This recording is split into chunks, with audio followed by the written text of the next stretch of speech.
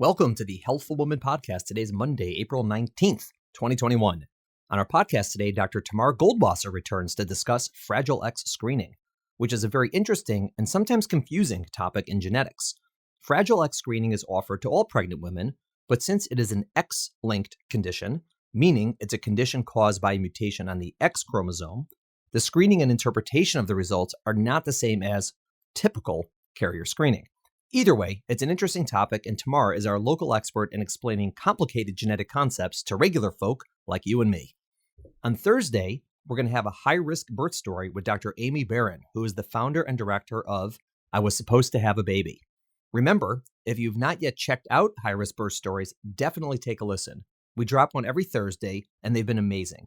Again, that podcast is called High Risk Birth Stories, and you can find it wherever you get this podcast. As always, if you like the podcasts, I would really appreciate you rating us on Apple, preferably with 5 stars. One public service announcement for this week. I'm going to be a guest on a podcast called This Is Why, which I believe drops on Wednesday. So feel free to check that out. Again, that podcast is called This Is Why, W-H-Y. Thanks for listening. Have a great day. Welcome to today's episode of Healthful Woman, a podcast designed to explore topics in women's health at all stages of life. I'm your host, Dr. Nathan Fox, an OBGYN and maternal fetal medicine specialist practicing in New York City. At Healthful Woman, I speak with leaders in the field to help you learn more about women's health, pregnancy, and wellness.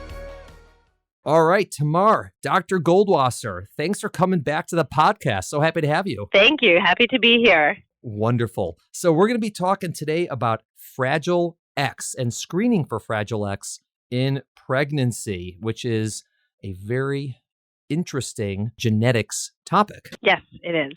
Yeah, we could screen for it in pregnancy or even before, even better to screen for it before you're pregnant. So what exactly is Fragile X as a condition? Fragile X is the most common inherited form of intellectual disability seen in boys. And so that's just in general, it can manifest as more severe or less severe, but it usually will either have intellectual disability, behavior issues, or sometimes autism features as well. And the interesting thing is that the reason it's more common in boys is that it's one of the genetic diseases that we call X-linked, which people may be getting flashbacks to high school biology and maybe sweating a little bit. But just, can you explain what that means to be an X-linked disease and why that would be more common in boys rather than girls? So X-linked means that the gene responsible for the condition is found on the X chromosome. And so an X chromosome is one of the sex-determining chromosomes. Most of the time, females have 2 X chromosomes and males have 1 X and 1 Y. And so if you have a change in a gene that's going to give you a disease and it's on the X chromosome, then it's going to show up more often and be more severe in a boy because he doesn't have a second X chromosome to fall back on. And so if a girl has 2 X chromosomes, one has a mutation, but the other one doesn't, she's more likely to at least have 50% normal functioning of that other gene to carry her through. Whereas a boy has nothing else to fall back on. Every cell in his body is going to have just 1 X chromosome with that one mutation. And so you'll see the manifestation either more severely or at all. Sometimes girls can just be carriers of an X-linked condition. Right. And before we sort of had the molecular genetics understanding of this was just known for certain conditions, and it was sort of mapped out on what we call a pedigree, where you see in a family that it only affects boys, and that it's passed from mother to son, and not from father to son. And so this is one of the things that they sort of worked out conceptually, but then figured it out molecularly later, like hemophilia, for example, is one of them. Right, exactly. So the royal family had hemophilia, and they were able to trace it back with a family tree or a family pedigree that showed, yes, that it was inherited through the mothers, and you saw it manifesting in their sons. And then even their daughters could have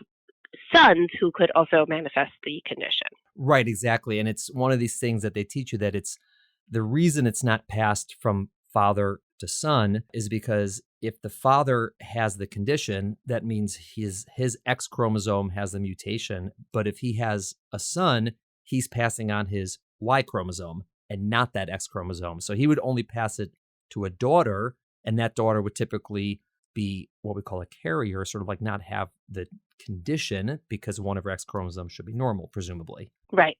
This is where you got to sort of really draw out those trees to figure it out. Sometimes, like, let's say color blindness, classically you see it in men, but it's because there's a gene on the X chromosome that is responsible for certain types of color blindness.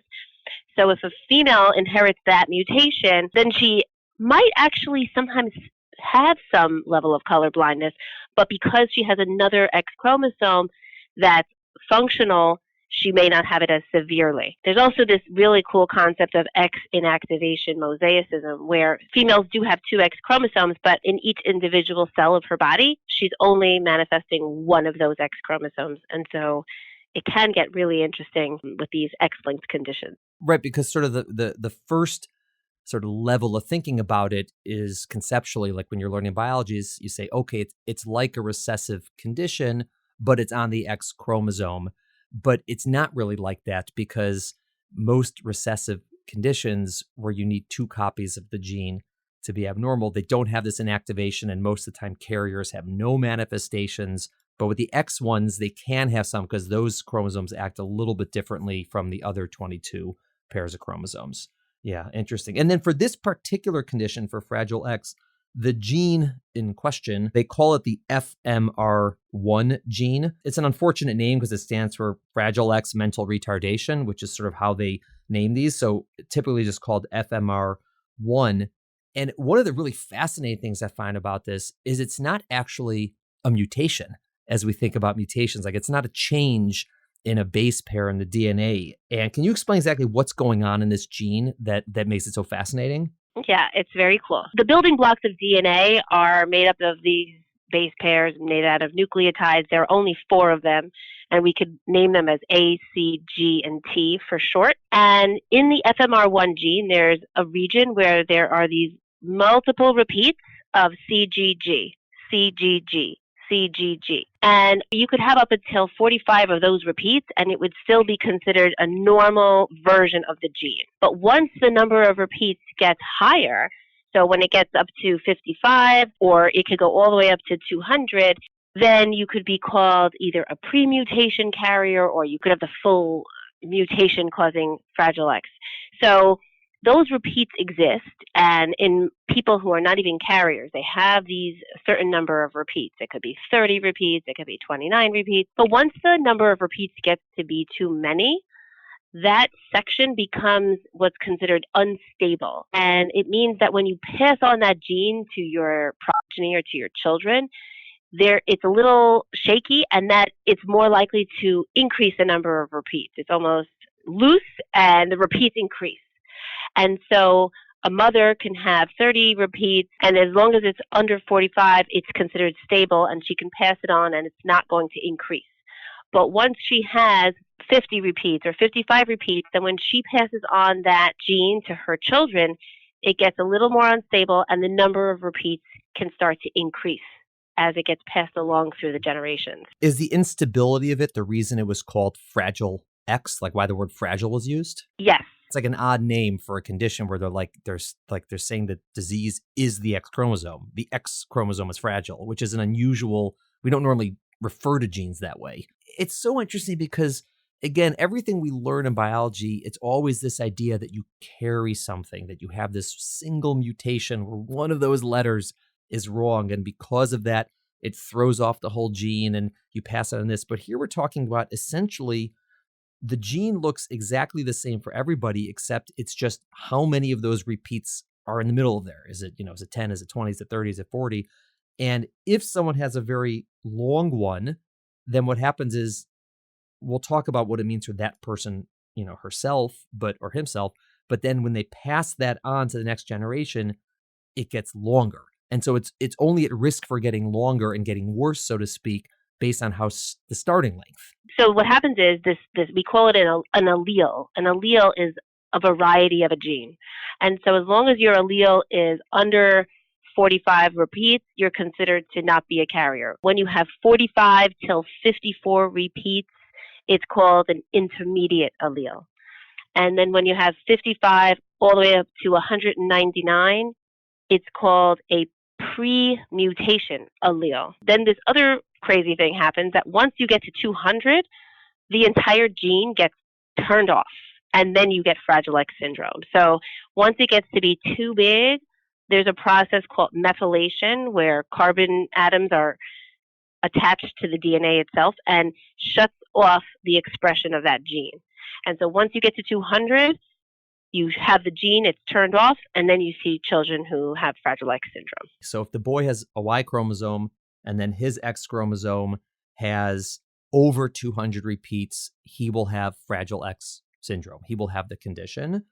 And Yes. if he has under 200, but over 55, it's called a premutation, and he does not have the syndrome. There are some health effects on him from it, but essentially he does not have the condition at all. And if he's under that, he basically has no manifestations whatsoever. That's for like him, for the child. But for the mother, right? So the mother, it's not so much what does she have, it's what is she at risk of passing on. So if the mother has a number that's over 200, right? She essentially has the condition on one of her X chromosomes, and she may or may not have full Fragile X syndrome, but she may not because she has the other X chromosome, and it's sort of unique to each person in different sort of degrees compared to a male, correct? Correct.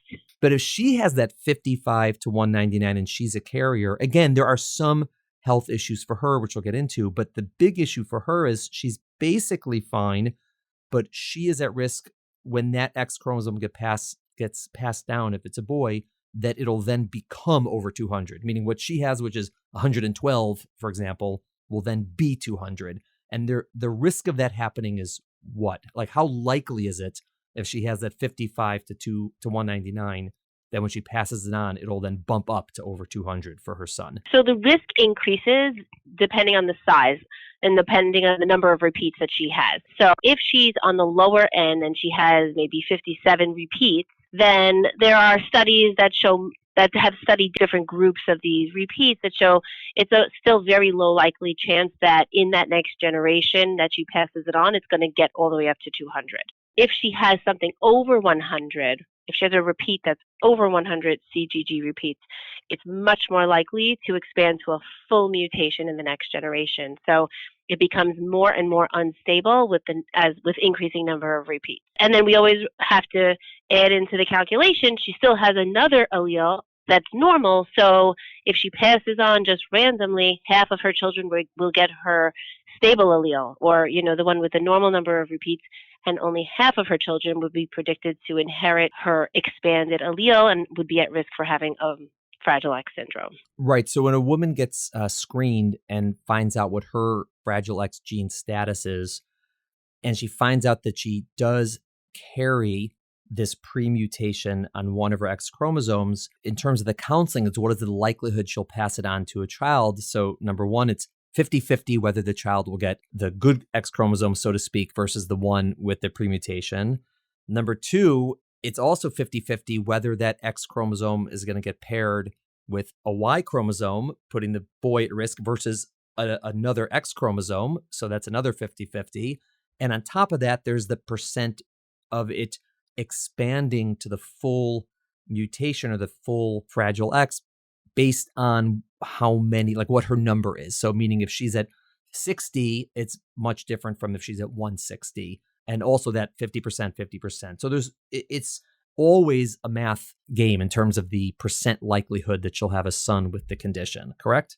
Yeah, exactly. Everyone gets a slightly different counseling depending on what their finding is. In general, for doctors learning about this condition, if someone has over 100 repeats, it's very likely to expand to a full mutation versus if it's under. So you could think of the 100 as some point of reference.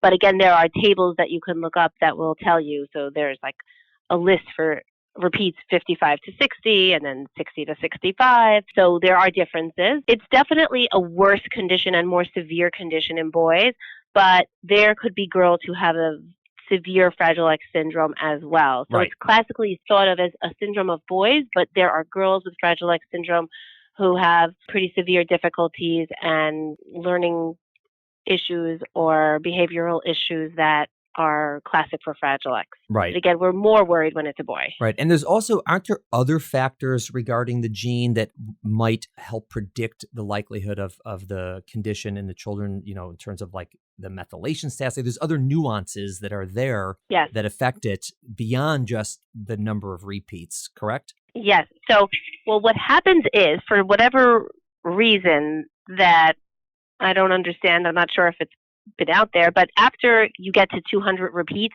then the whole gene gets methylated and it gets turned off. And the genetic testing to count the number of repeats is actually complicated because they have to figure out how large is the protein product, and based on the size of whatever test they do, they could do DNA testing or RNA testing. They have to predict based on that size the number of repeats. And so sometimes they'll say it's give or take 1 or 2 repeats. And once it gets to be really large, it gets even harder to give you an exact number. So you're not commonly going to see a number like 180. They'll just say it's very big, and then they have to check to see, is it methylated or is it not methylated? So that'll be like the next level of testing to say, are we there yet or are we not there yet? Because it's hard based on the different genetic testing methodologies to give an exact number of repeats. As it gets bigger, it gets more difficult. And so then they'll add methylation testing, because we know once you're at 200, the gene gets methylated, gets turned off, and then you have the condition. Right. And so this is really one of those tests where the results, unless they're like normal, need significant counseling afterwards to sort out exactly what it means. Because I find that a lot of people don't quite get it after they get the results. Sometimes people will have their test results, and just because of the way that the report looked, like maybe it wasn't bolded, it can be looked at and seen as normal because there's no mutation there. But the report might just tell you that there are 55 repeats, that she has one allele with 55 repeats and one allele with 30 repeats, and just leave it at that. So yeah, the doctors have to be discerning when reading the report, and then some people can get counseling that you're going to have a baby with Fragile X. And so definitely these results have to be brought to someone who's more well versed in genetics to break it down, and each person gets their own individual counseling because, as we said, it depends on a lot of factors. Right. I find that one of the confusing things for patients and also for a lot of doctors is when someone gets that result between 45 and 54, what we call the intermediate, because it's not normal, but it's not even the premutation, meaning the likelihood of an intermediate turning into a full disease in the next generation is essentially zero. I mean, it's been reported in the history of, humankind, but it's basically zero. But it does put you at risk for passing on the premutation. I mean, the intermediate can expand to become the premutation. And so what ends up happening is when people sort of figure out what's going on, the woman who's getting tested and finds out she's an intermediate, what she's finding out is that her grandchild might be at risk for getting Fragile X. And this blows people's minds that they're thinking about their grandkids when they're, getting screened for they haven't even a kid who's born. But they sometimes think that, oh, this is abnormal, my child could have Fragile X. And then there's no, your child will not have Fragile X. Your child may carry Fragile X. And then again, there is some implication to carrying Fragile X, which we'll get into, but they won't have the condition. I find a lot of people get confused with that. Yeah, definitely. And then it's all about counseling, and we're living in the age of, I feel like the doctors, we have to explain what medicine and what treatments are available, and then different people take this information differently. But most couples, once they learn, okay, if I have an intermediate allele, I have 44 repeats, then the chances are maybe I'll have a child who has a small premutation, in the 50s. It might expand. And then we do end up talking to people about, well, patients who have a premutation do have some risk for other manifestations when they're grown-ups, not Fragile X at all, but we can talk about the other manifestations that premutation carriers have. Sure, let's do it now. Women with a premutation, about 20% of those women are at risk for premature ovarian insufficiency. And in English, that's just basically premature menopause, where the ovaries stop ovulating and stop, giving you that cycle, and you lose your fertility a lot sooner than than your average cohort. So people can learn this, and let's say they come to start having children at age 35, they may discover that they actually are not producing a lot of follicles and they have a low fertility. So that's one condition that's definitely well understood and documented in terms of pre-mutation carriers. And then in men and women, there's a risk for developing something that can look like Parkinson's disease if you have a pre-mutation carrier. So it's called Fragile X tremor ataxia syndrome. And that shows up, again, also you could think about 20% more often in men than women can develop a tremor and sometimes psychiatric disorders that usually comes on in your 60s or later. And so those are two conditions that we know about. They're not something that people really want to start thinking about when they're like 10 weeks pregnant. Like, will my child potentially be at risk to develop this when they're in their 60s? So the conversation can get pretty complicated. And also when people do general carrier screening, like let's say a couple is getting married and before they go to have children, they do carrier screening, they're out there not to look for a diagnosis in themselves or to find out that in the future they're at risk for this or that. They're looking to see, am I a carrier for something that may affect my child if my partner and I are both carriers?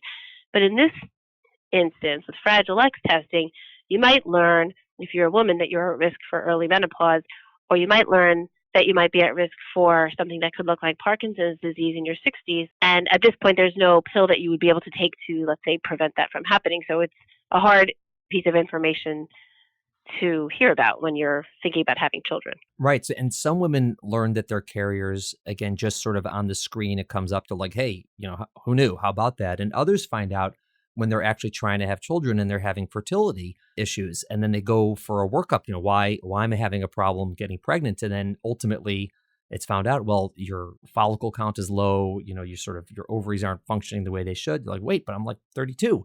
And they find out that this is the reason. And so it does add a layer of complexity, and it's something people should know about. And, when they screen, like you said, the counseling. And I find another fascinating issue is this is one of the few conditions we check for in a carrier screen where it usually doesn't matter at all what the father's status is. Meaning typically on a carrier screen, sort of the tenet is, and we had a whole podcast on this, like if the mother's a carrier and the father's a carrier, then there's a 1 in 4 chance of the child having the condition, the Punnett square and everything. But for this, it really doesn't matter what the father is, because it's not about his X chromosome or his Y chromosome. It's really just if the mother is a carrier. Now, yes, if the father is a carrier, as we said before, his daughters can become carriers, but it's not typically part of the screen to see what his Fragile X status is. It's really just the mother's.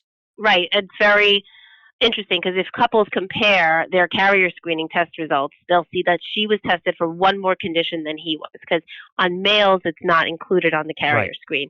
Another fascinating thing is that the X chromosome allele, the FMR1 allele, is only known to expand when it's passed on from a mother. Right. When it's passed on from a father, it stays stable and the number doesn't increase. It does not expand in sperm for some reason. So that's the reason it's not offered for carrier screening, but men could get tested if either the condition is suspected in a boy, they could be tested, but also if someone has a sibling and they want to know in terms of their daughter's risks to be carriers, men can be tested, but it's not included on your routine carrier screening for men. Right. What typically happens is, a woman comes in either ideally prior to pregnancy, or early pregnancy, and we say, okay, we're going to check you for, your genetic carrier screen. And so focusing on just the Fragile X portion, she's going to get tested, and the results are going to say the length of her repeat region on each of her chromosomes. And she'll get, this is the number for one chromosome, this is the number for another. And most people will get back normal results, and they're not at risk of having a baby with Fragile X, right? That's just sort of like typical. Right. And then there are some people who will get back this intermediate where, again, they're okay, their children should be okay, but there is that conversation about there's a potential for their children carrying Fragile X, which might have some implications in adulthood for them and for their own reproduction. And that's sort of the hard one to do. Okay. And the next level is they'll find out, oh, I'm actually a carrier and I have a certain number of repeats. And then that's when you need significant genetic counseling and say, okay, what does this mean? How many numbers? What is the chance I'll have a child? What do I do? If I'm not pregnant yet, do I want to do IVF and then PG, pre-implantation genetic testing to, to either only select girls or to make sure if it's a boy, it doesn't have the expanded. Is that possible for PGT for this? Like, let's say you have a pre-mutation, so it's anywhere from 55 to 200 repeats. You can first have a discussion with someone and find out, well, what are my actual chances of having a baby with the full Fragile X syndrome? And if you decide you want to try and see if you could avoid this altogether, you can go have IVF, create embryos in a lab, and test each embryo. And yes, the lab can tell you if the allele that was inherited was the one that carries her expanded allele. So basically, again, because that testing is really tough to count the exact number of copies, they will tell you this is the one. Like this, you passed on your FMR1 gene that does have that expansion, and then if that's what's identified, they can test for. They can tell you if they inherited the one that is larger or if they inherited the normal allele. Can they tell you if it expanded? It's very hard for them to do that count, but you can find out that it inherited the allele. You can find the ones that are certainly normal, and the ones that are quote unquote abnormal, you wouldn't know for sure if it was abnormal carrier or abnormal mutated. And so you can do that. Okay. And if they're already pregnant, you can't change what's going to be for the baby, but you could do an amniocentesis ideally, or maybe a CVS. And because it's like a unique thing that's better to do an amnio to sort of find out, does the baby have the condition or not have the condition?